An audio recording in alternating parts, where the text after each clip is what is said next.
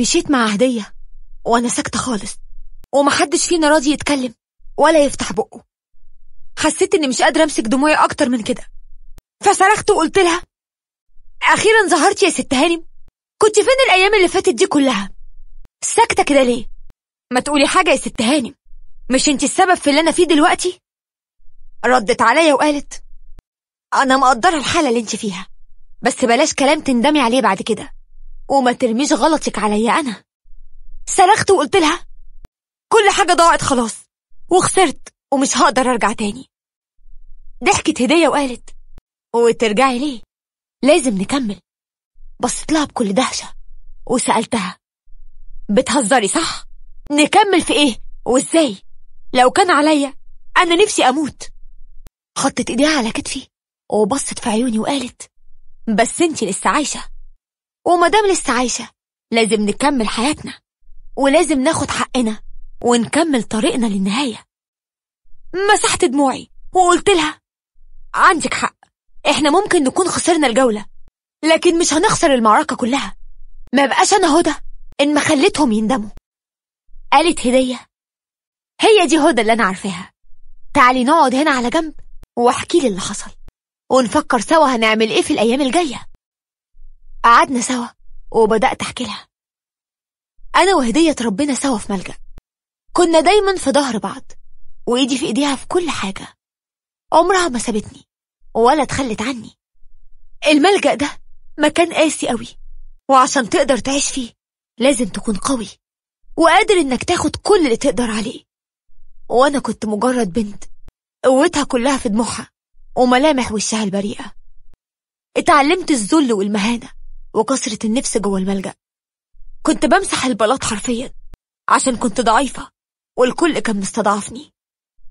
الوحيدة اللي كانت جنبي هي هدية، كانت هي اللي بتواسيني وتاخد بالها مني.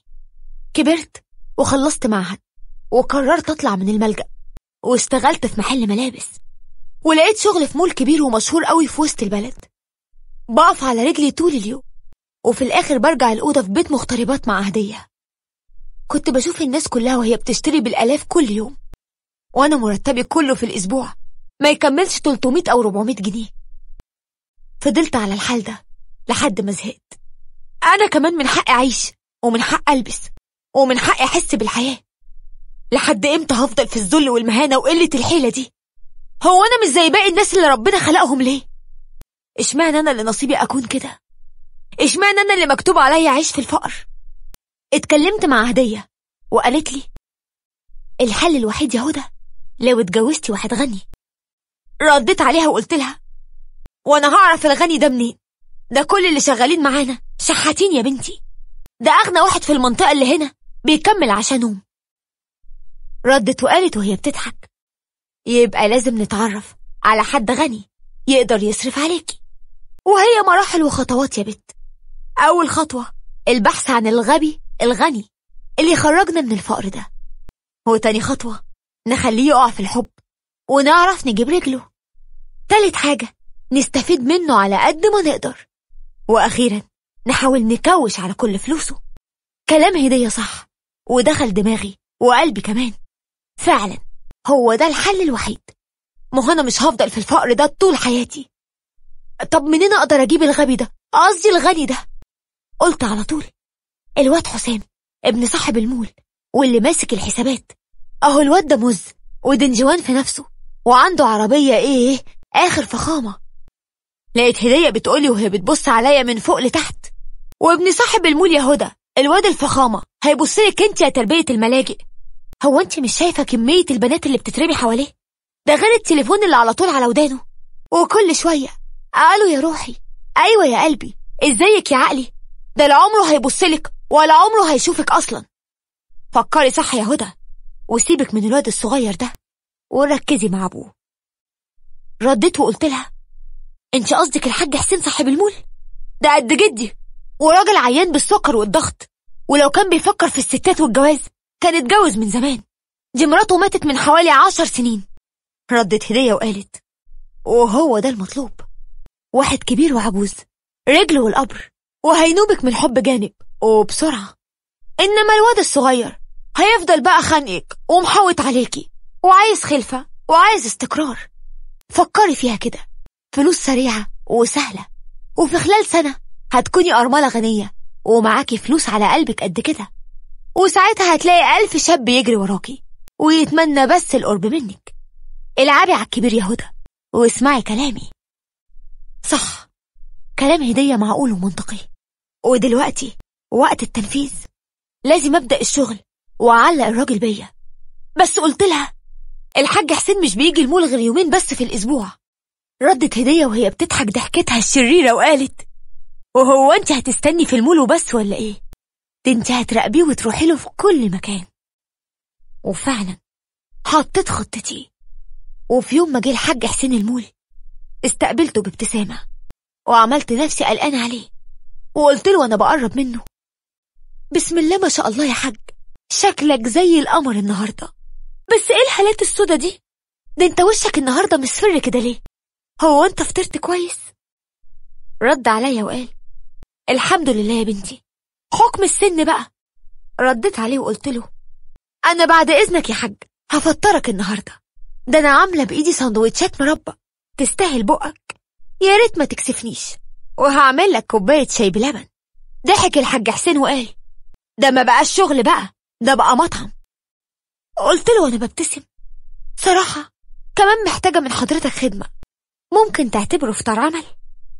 وفعلا بعد شوية عملت الشاي بلبن وجبت السندوتشات ودخلت المكتب عنده وبدأت أتكلم معاه وإحنا بنفطر، وفضلت أحكي له عن الملجأ والفقر اللي أنا شفته.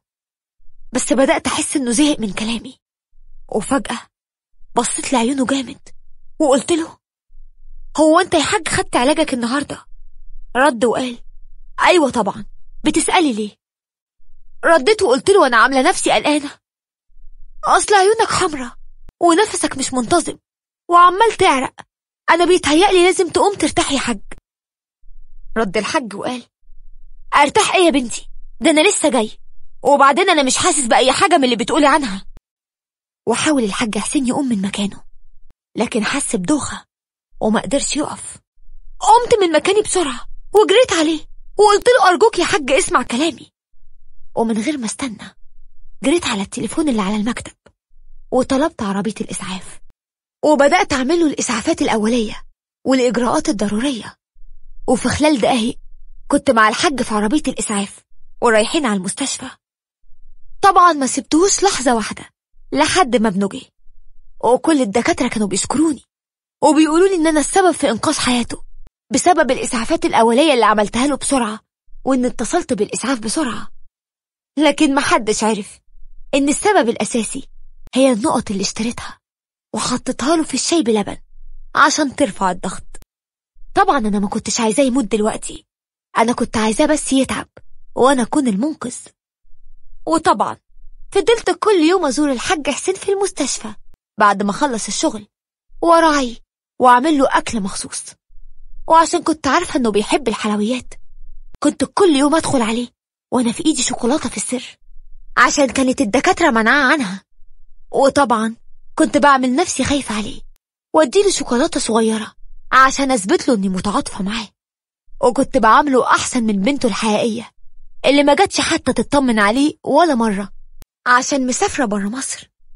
وبقيت أتكلم معاه وفضلت أحكي له وأشكي له الحرمان من حنان الأم ورعاية الأب، وإحساسي ناحيته قد إيه إنه إنسان طيب، وإني شفت فيه الصورة اللي طول عمري بدور عليها للأب اللي طول عمري محتاجاه.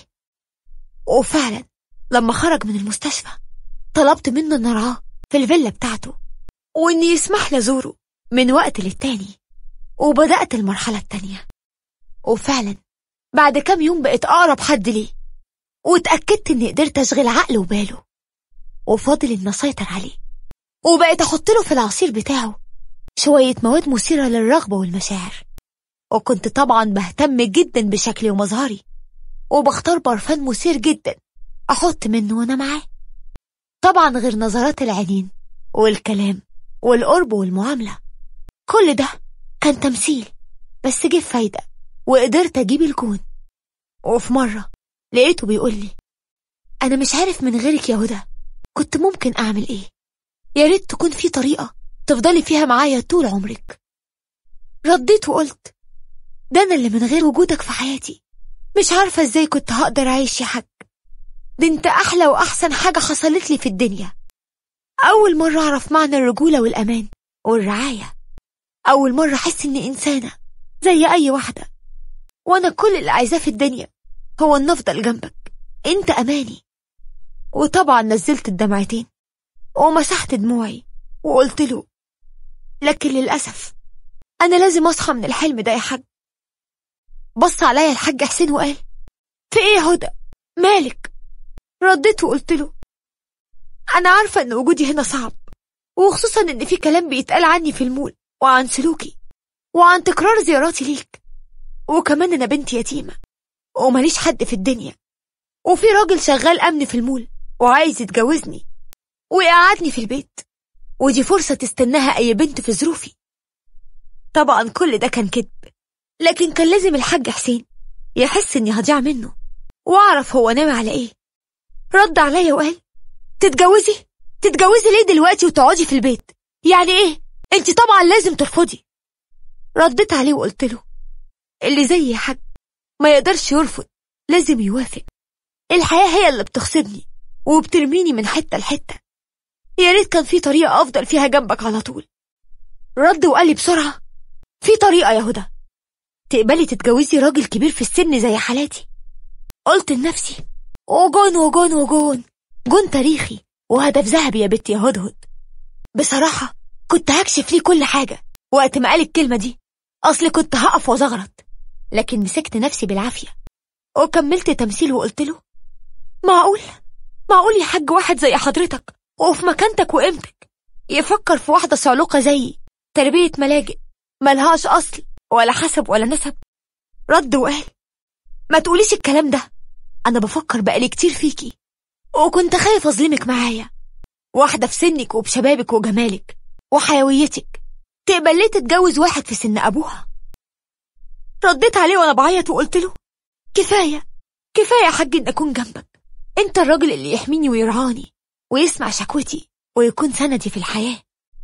وبسرعة أعلن الحاج حسين إنه هيتجوزني، وطبعا ابن حسام رفض تماما وكمان بنته، لكن مفيش حاجة كانت تقدر تقف قصاد قرار الحاج حسين. واتجوزت العجوز الكركوب. وفي ليلة الدخلة وبعد ما دخلت الفيلا ونسيت البيت، حصل اللي مش ممكن كنت تخيله أبدا ولا كنت عاملة حسابه. ولحد هنا استنوني في الجزء الثاني.